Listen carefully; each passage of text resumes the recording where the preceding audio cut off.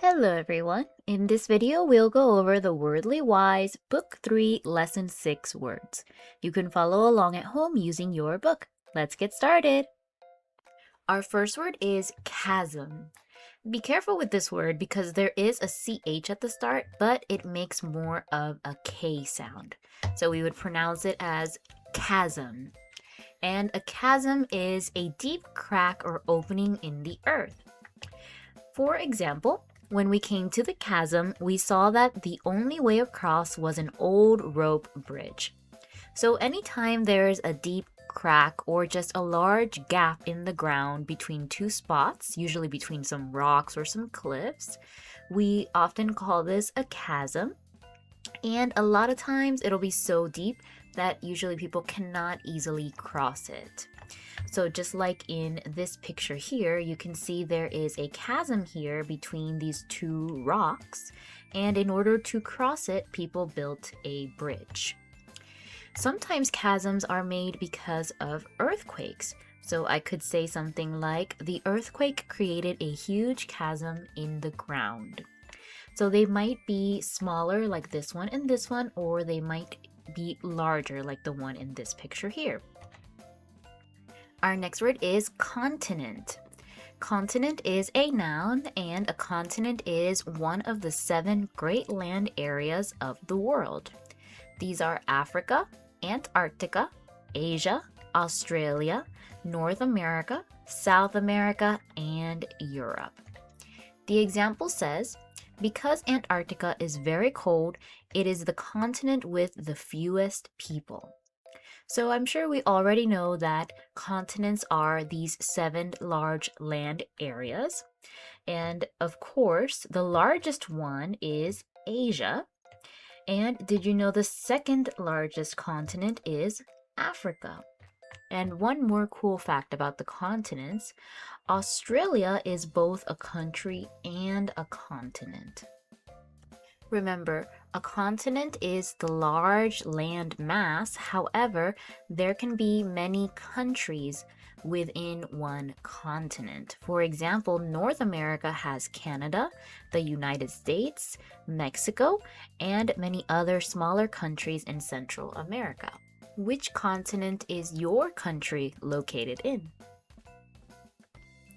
The next word is credit. Credit can be used as a noun and it means honor or praise, a way of expressing thanks.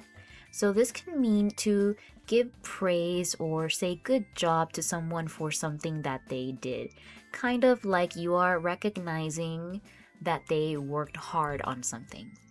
The example says, after the kitten was rescued, everyone gave the credit to Marcia, who had quickly climbed the tree to get it.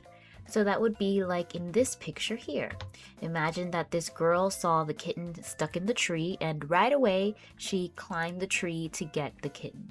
So she is the one who got credit or praise for thinking quickly and rescuing the kitten right away.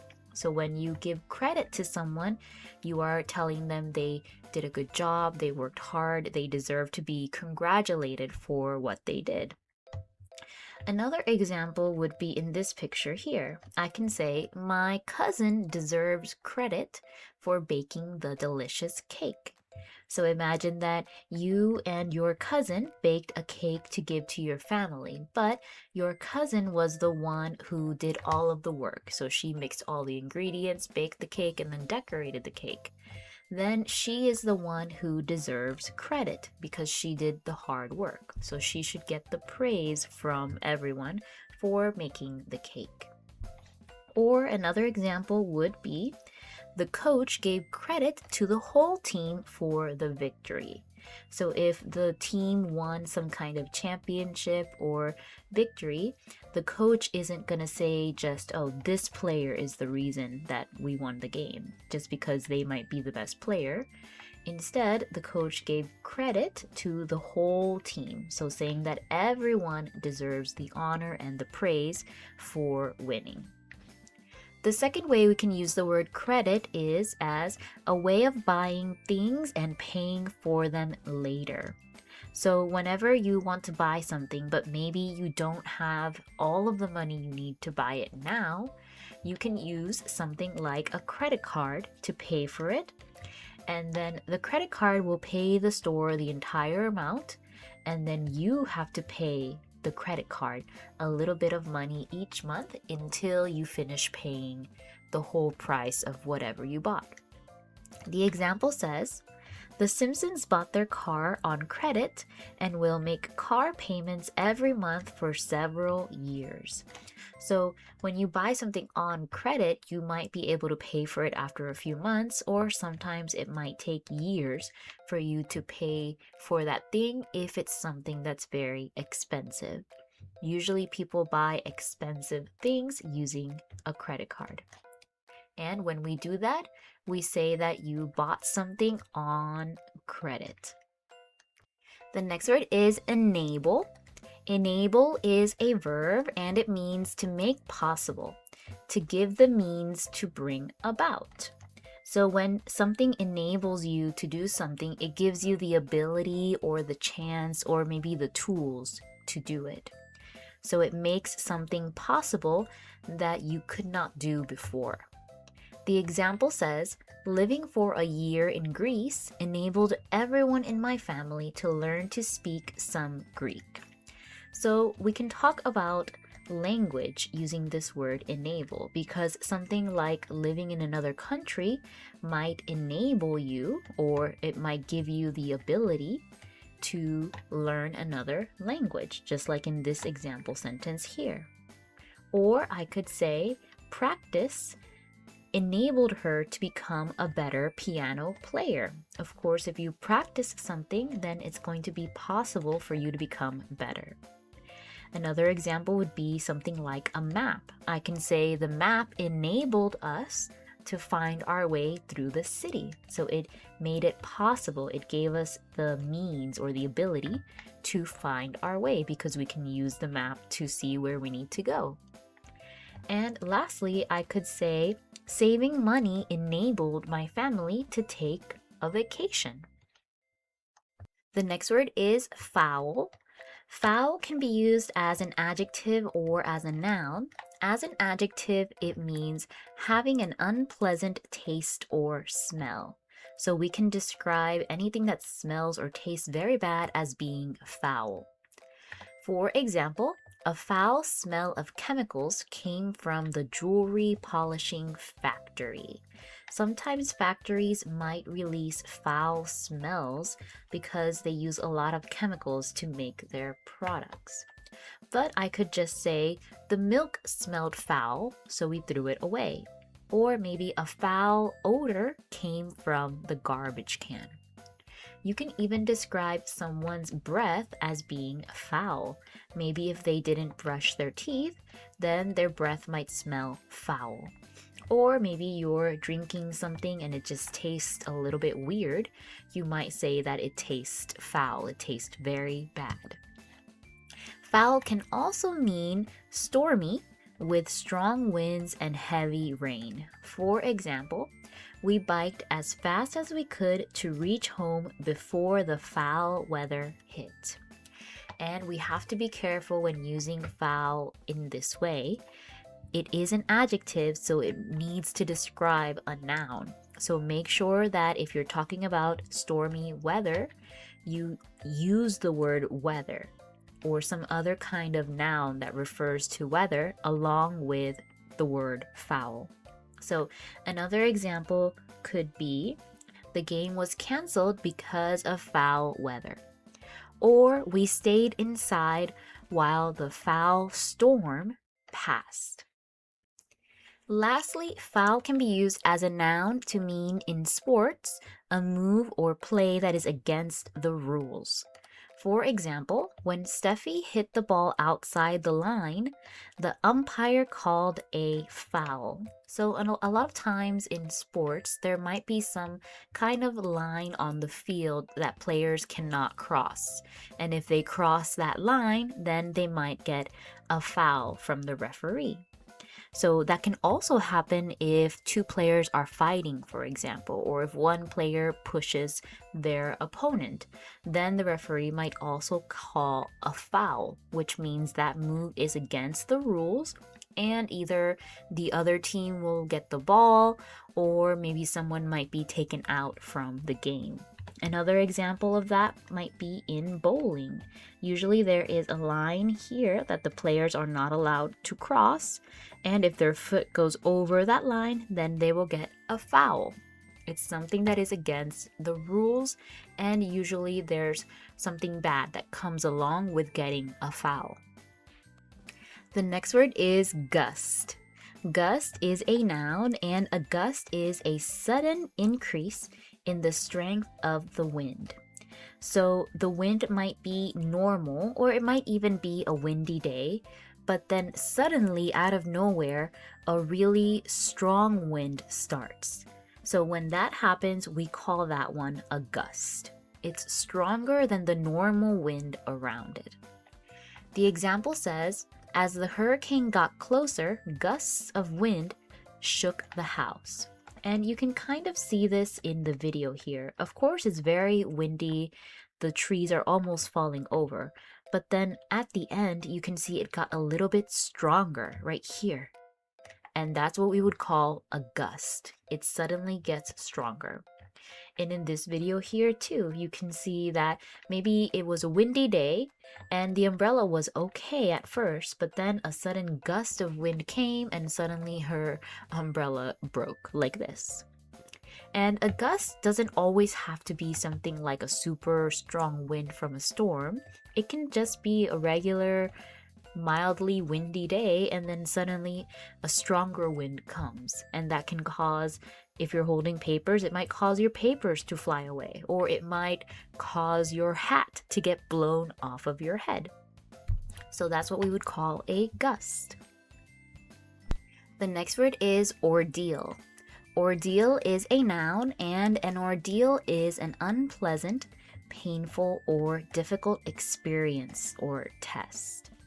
So it's something that's very hard to get through or to get past, and it usually takes courage, patience, or even strength to overcome this situation or this ordeal, whatever it is that happened. So that's the word that we are using for whatever happened, but it has to be something painful or difficult or just very hard to get past. The example says, Lena's visit to the dentist was not the ordeal she had feared it would be.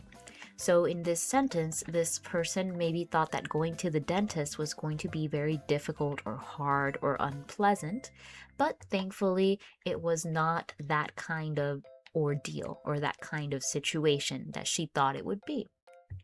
Let's look at some other examples. I could make a sentence like, getting lost in the forest was a scary ordeal for the campers. If you get lost in the forest, it would be very frightening and scary. So that situation or that ordeal would be very difficult. Another example is, the old man went through an ordeal after his house was damaged by a flood. So he went through a very difficult and hard time after his home got destroyed like this. I can also say, recovering from a broken leg is a difficult ordeal. Especially for a child, it can be a very hard thing to recover from. And it doesn't always have to be scary or painful. It can be something that is just testing your patience. For example, the long flight with 3 crying babies was quite an ordeal for the passengers.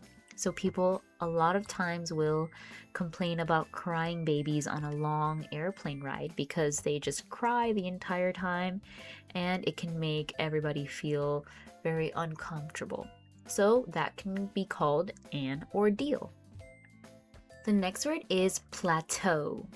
So this last part here, you can kind of read it as the word toe, like the toes on your feet. And a plateau is a broad, flat area of high ground.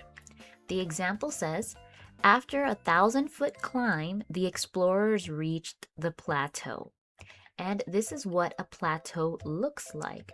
So you can see that the land around it is it's kind of like a mountain basically, but the very top of it is very flat and it goes on for a long time. So that's what we would call a plateau. And here in this picture, you can see the difference between a mountain, which goes very straight up, has a little point, and then goes back down, and a plateau, which is raised up from the ground, but the top of it is very wide and flat. So this kind of landform is what we call a plateau.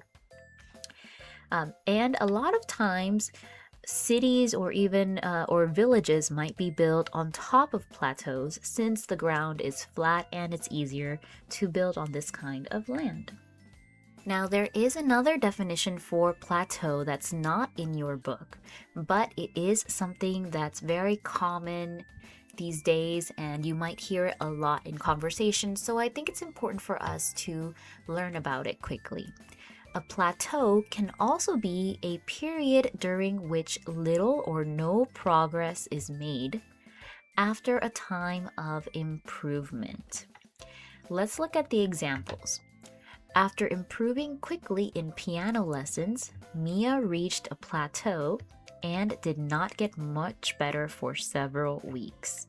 So imagine you are learning to play the piano and you improved very quickly at first, but then after a while you reach a plateau, which means that you are not getting any better, you're just staying the same.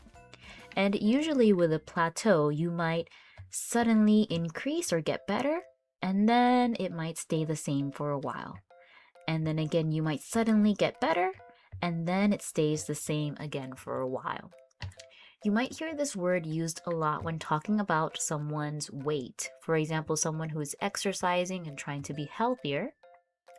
The next example says, after losing weight every week for 2 months, I plateaued and stayed the same weight for 3 weeks. So we can also use plateau as a verb here. So it's the action of staying the same before suddenly getting better, or in this case, before losing weight.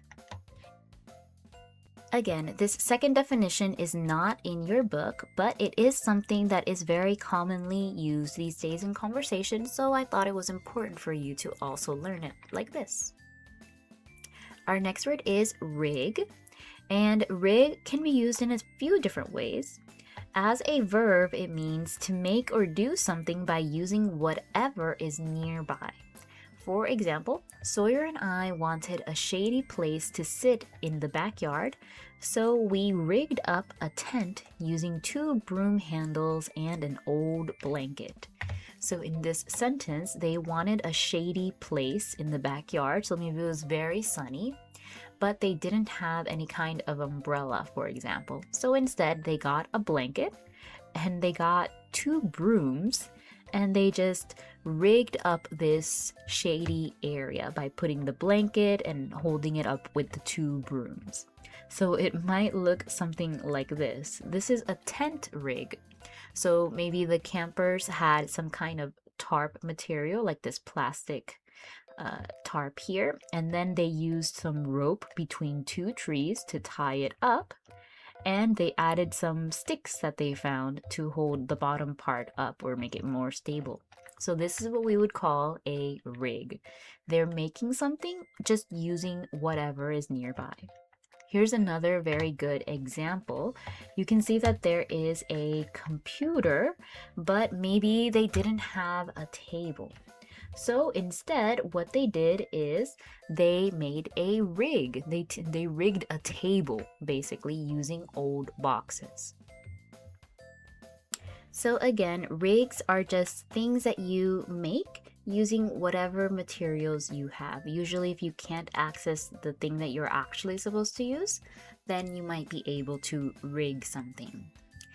The second meaning is to set up sails on a boat. So on sailboats like this one here, they usually have sails here that helps the boat move with the wind. However, before those sails go up, you have to do the action of setting them up. So that is what we call rigging. The example says, Mom rigged the sails while we loaded the picnic basket, towels, and life jackets on the boat. So this use of the word rig is just to set up those sails, to make them come up so that the boat can finally start to move. And the last one says, a machine or construction that is used for a special purpose. That is also a rig. For example, oil rigs pump oil from 1,000 feet deep. And this is an example of what an oil rig looks like. This machine has the special purpose of digging into the ocean floor to get oil out from under the ocean floor. This use of the word rig is most often used to talk about these oil rigs, or sometimes we also use it to describe a construction site. You might say the construction rig lifted heavy steel beams into place. So think about a crane kind of lifting up the heavy pieces of metal to make a building. We would also call that a construction rig. Our final word is schedule. Schedule is a noun and it's a plan that gives expected times for different things to happen. For example, a flat tire put Krishna a half hour behind schedule on her bike trip across Michigan. So in this sentence, this person is taking a bike trip and maybe they made a schedule for how far they should get each day. But because of the flat tire, now that person is a half hour behind the schedule. So we can talk about this actual sheet of paper and call this a schedule, but also thinking about the timing of things. We can say you are either behind schedule or you are ahead of schedule, or maybe you are on schedule. Another example could be, I wrote my homework on my schedule so I wouldn't forget it. Or maybe you could say, our class follows a daily schedule with math in the morning and maybe science in the afternoon. So that is the schedule of what happens in your day. And a schedule can also be a list of times when trains, buses, and airplanes arrive and leave. Maybe you've seen a chart like this at a train station or in an airport. This tells all of the times when the different trains or buses are coming and leaving. The example sentence here says, this schedule says that the last bus for Los Angeles leaves at midnight. Or I could make another sentence like, the train schedule says the next train arrives at 3:15. And that's all for this video. Thank you so much for listening and I'll see you next time. Bye!